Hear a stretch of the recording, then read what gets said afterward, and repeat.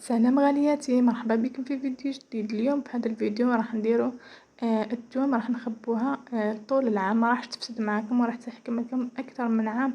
تبعوا برك الفيديو هكا باش تشوفوا كل حاجه بالتفصيل.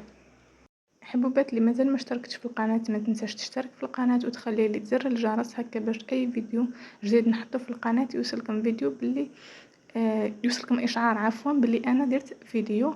والفيديو تاع اليوم عباره عن تدبيره هكا، ولا كنت ديجا درتها في روتين ولكن حبيت ندير لكم هكا فيديو مفصل باش كي تحوسوا عليه يعني تلقاوه هكا فيديو. وبما انه الثوم دوكا راهي الصيف والسعر تاعها راه مناسب، حبيت هكا نبروفيتي نشري شويه توم هكا ونخبيها باش طول العام تبقى لي جديده وتبقى لي هكا كما راكم تشوفوا. هنايا جبت كميه تاع الثوم قشرتها. شوفوا كيفاش هكا. هنايا بعد ما نقشروها واش نديرو نروحو نغسلوها ونشفوها مليح مليح. لازم تكون ناشفه قباله من الماء سينو راح تفسد معاكم هذه الثوم. هنا درتها لكم بزوج طرق. هنا هاد الثوم خليتها هكا يعني راح نبدا نستعملها هي الاولى، يعني ما نحيت لها غير هذاك العود الطويل وخليناها هكا بهاد الطريقه. اما هذه كنت قشرتها هكا كما راكم تشوفوا. هنايا صورت لكم شويه برك. وهنا بعد ما غسلناها حطيناها فوق الطرف هكا حتى تنشف كامل. قلت لكم لازم تكون ما فيها حتى قطره تاع ماء، تنشف مليح مليح باش تروحوا للخطوه المواليه اللي هي انكم تجيبوا هكا برطمانات تاع زجاج، من افضل يكونوا تاع زجاج هكا كما راكم تشوفوا. تحطوا فيها الثوم تاعكم بعد ما تكون نشفت، راني ناكد انه لازم تكون ناشفه تماما.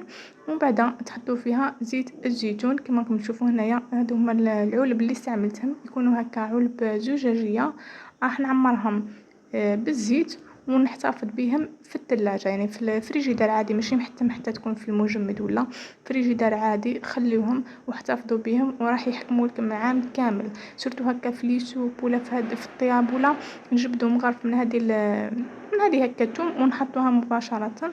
ومن بعد راكم تعرفوا رانا نرحيوها. ولا المهم هاد الثوم تقعد لكم عام كامل، ما تفسد ما تروح ما تجي. كما راكم تشوفوا حطيت لهم كامل هكا الزيت وراح نحتفظ بهم في الفريجيدار. اما بالنسبه للطريقه الثانيه واش هي، انه نجيبوا كميه تاع الثوم بطبيعه الحال بعد ما تكون تغسلت ونشفت. نحطوها هكا ونحطو فوقها الملح ديروا كميه مليحه كما راكم تشوفوا هكا، يعني حطيت كميه مليحه وغلقوها واحتفظوا بها في المجمد يعني في الكونجيلاتور. واحتفظوا بها راح تحكم معكم وراح تقعد لكم جديده، ما دير لكم لا ريحه لا حتى حاجه. هادو هما الطرق الزوج اللي راني نحتفظ بالثوم فيهم. نتمنى انه يعجبوكم ونتلاقاو في فيديو جديد ان شاء الله، ومع السلامه. باي باي.